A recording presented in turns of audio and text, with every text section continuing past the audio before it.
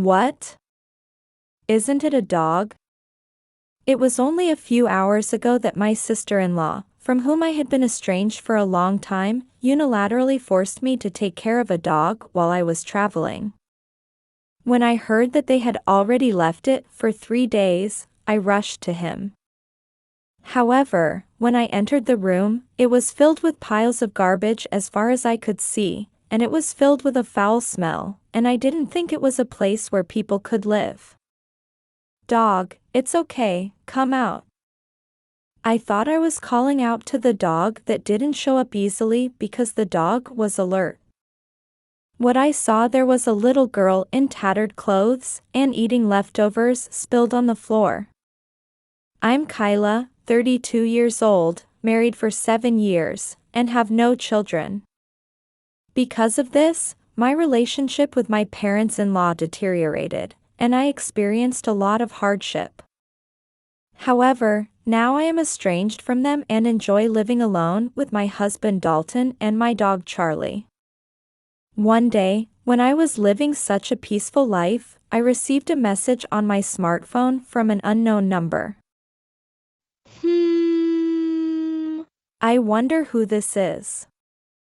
I was suspicious, but when I opened it, I couldn't help but say "what" at the content of the message. It was a very unexpected person. Hey, it's been a long time. I'm traveling abroad for a while, so please take care of my dog. I've put the keys in the mailbox, so take them with you. I suspected it was a prank, but if you look closely, the sender's number is familiar. It is the number of my sister-in-law, Erin, whom I have been estranged for a long time. I haven't been in touch with her for 5 years, but it's not surprising that she knows my contact information, who has been using the same number for a long time. Anyway, when I tried to reply to check it, I received a second letter sooner than that. I've been out since the day before yesterday, so hurry up. I was speechless at the unbelievable content, but if this is true, it is a big deal. Since the day before yesterday, you may have been stranded in an empty room and the dog may not have food or water. Recently, there have been quite hot and humid days, and I thought that if the air conditioning was not on, it could be life-threatening. Let's go anyway. If nothing happens, that's fine. I hurried to the address mentioned in the message, and at that time I had no idea that there would be a scene far beyond my imagination. It's here, right? There was no nameplate, but there was a key in the mailbox as per the message. It was an old apartment building at the designated address. One of the rooms seems to be Erin's room. However, even when I got the key, I felt hesitant to enter someone else's room and ended up standing in front of the door. At that moment, I heard a faint noise from inside. Oh, there's the dog inside. When I hurriedly unlocked the door, it suddenly came to me with a terrible smell. When I involuntarily covered my mouth and nose with my hands and looked inside, the room was full of garbage and there was no place to step on it. But if the dog is left behind in this, you need to help the dog quickly. I made up my mind and went inside. I made my way through the garbage pile and managed to get to the back room. I can't even tell where the kitchen is because of the garbage. After all, it was even worse than the hallway and the front door. The curtains are closed, and the air in the room is muffled and the stench makes it hard to breathe. I want to get out of here as soon as possible, but if there's a dog, I need to find it quickly. As I looked around the room as if I were praying, I heard another noise.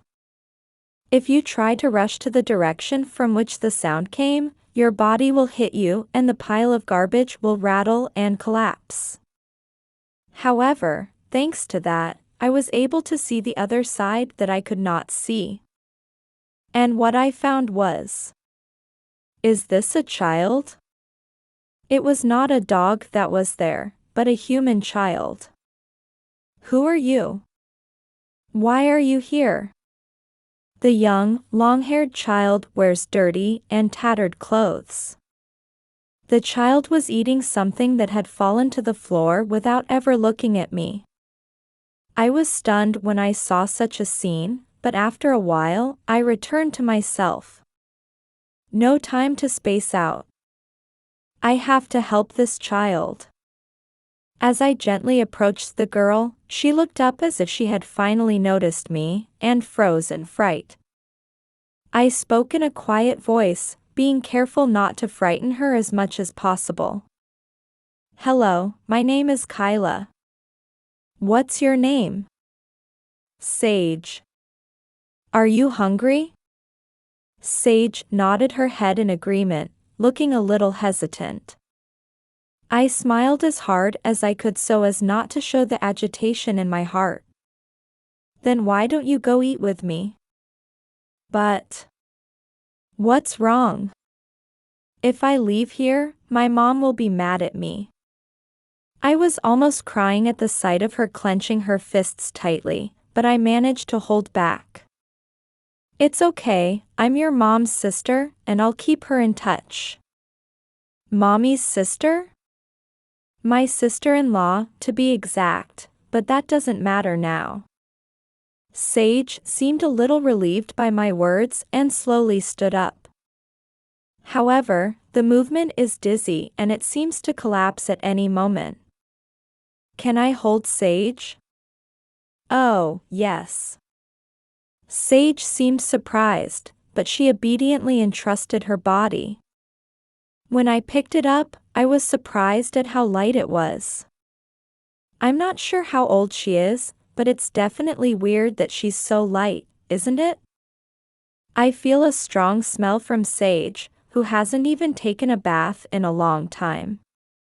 It was even sadder and painful, and I desperately held back from crying and hugged Sage tightly. I put Sage in my car and let her eat the food I bought at the convenience store for the time being.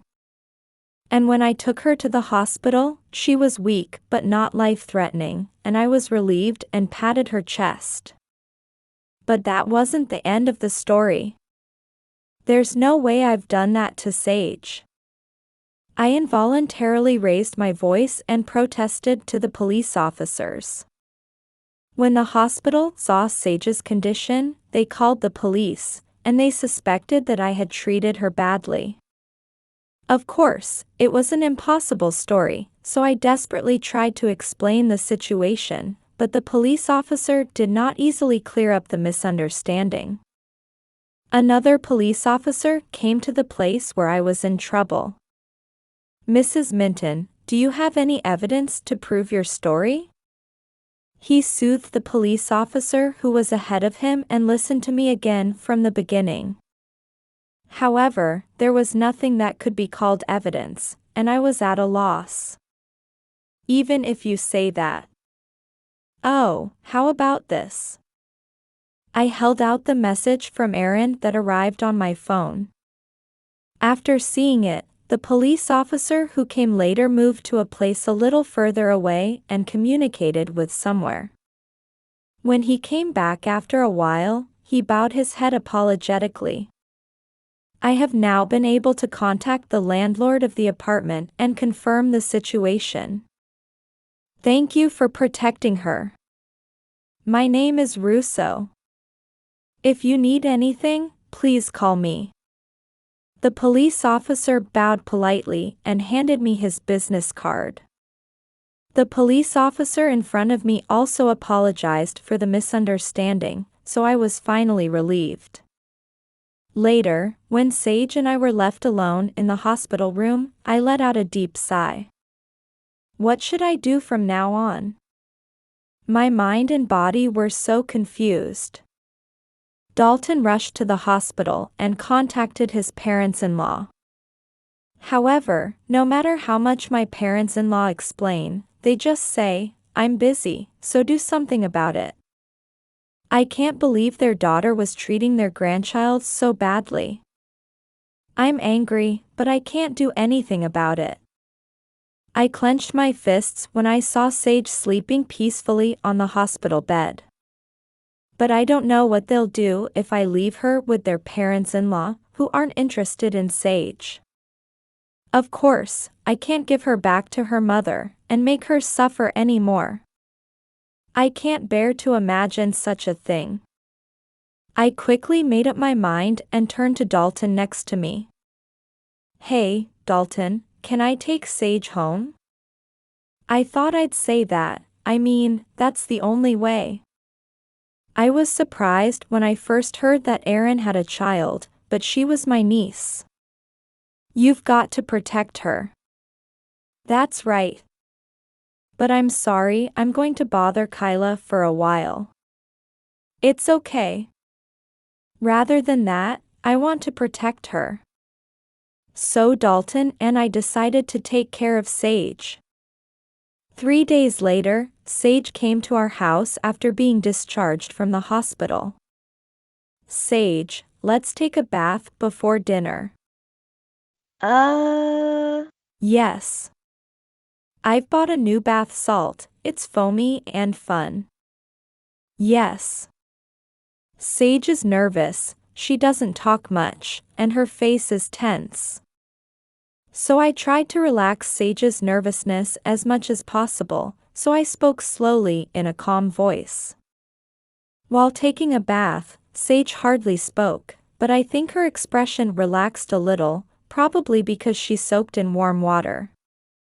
Sage, change into these pajamas. Can I wear this? Of course, I bought it for Sage. Mine.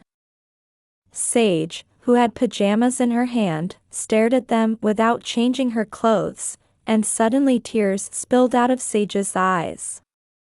What's the matter, Sage? Where does it hurt? I was surprised and my voice became louder involuntarily, but Sage shook her head. It doesn't seem that she hurts anywhere, but she can't stop crying. After waiting for a while, he said in a squeezing voice.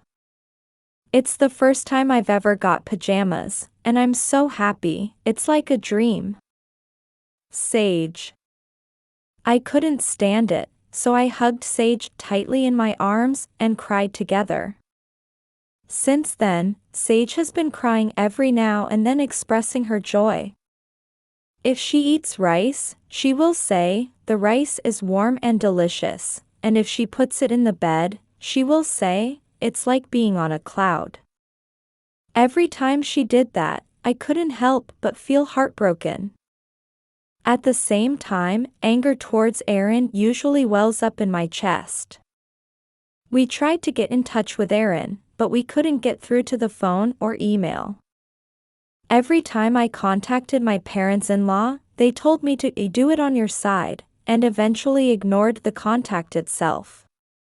After 3 weeks, Sage seems to have gotten used to our house. My dog, Charlie, is now enjoying playing with her, and Charlie is so fond of Sage that I envy her. When I saw Sage and Charlie playing with each other, I finally made up my mind and confided my feelings to Dalton. I want to raise Sage as my own child. But we can't adopt a child as long as we can't get in touch with her biological parents, Aaron. I know, so I want to at least live with her like that. Okay, if Kyla says so, I'm all for it. And I told Sage about it as well. And then. So, can I call you Mom and Dad? She said with a smile, and Dalton and I hugged Sage involuntarily. Since then, I have been trying to get in touch with Aaron, but before I knew it, a year had passed without even being able to find her whereabouts. Sage and I were like a real family. However, due to the lack of documents, it is still impossible to adopt. I was worried that something bad would happen to me someday, but it finally happened. One day, when I was home after Sage went to kindergarten, the intercom suddenly rang. When I went out thinking who it was so early, it was Aaron. Hey, Kyla. How have you been? Aaron is grinning at me in surprise and smiling in a way that makes people uncomfortable. Thank you about Sage, I'll take her today. Huh? I'm saying about Sage, you don't have to take care of her anymore. Hey, what is it all of a sudden? When I look back at myself, I gradually get angry at how selfish she is. I glared at Aaron. It's insane to suddenly take Sage without contacting me until now. Get out now. What? What's insane about that? A normal mother wouldn't leave her daughter in a room like that and not hear from her for a year. No, Kyla, did you just take care of the child for a while, and are you a mother? It's funny. Get out. When I shouted involuntarily, a neighbor who was just passing by turned a suspicious face to me. Aaron snorted as if it had become a little uncomfortable. Well, that's all I need for today, but you'll definitely give me Sage. Prepare her luggage. With that said, Aaron was gone. When I contacted my husband, he left work and rushed home. And we decided to use the trump card that we had consulted and prepared in advance. We will absolutely protect Sage. I made up my mind that I would do whatever it took for Sage's sake. After 1 week, I contacted Aaron to come to our house. Did Aaron think we had given up on Sage? He came in grinning. Sage, I want to have a touching reunion between mother and daughter. It's a weekday. She's at the kindergarten, of course. Then why did you call me? To talk to you. I'm not going to give you Sage. I'll raise her with me and Dalton.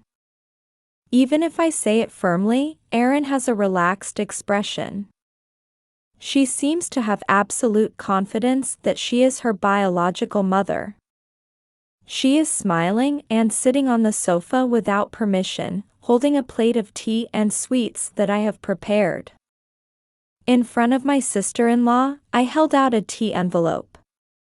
What? It's proof that you've done it. Huh? Aaron reluctantly took the document out of the envelope and read it silently for a while, but I could see that her face was turning blue. This document is our trump card.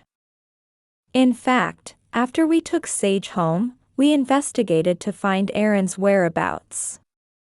However, what we found out was not Aaron's whereabouts, but the despicable acts she had committed.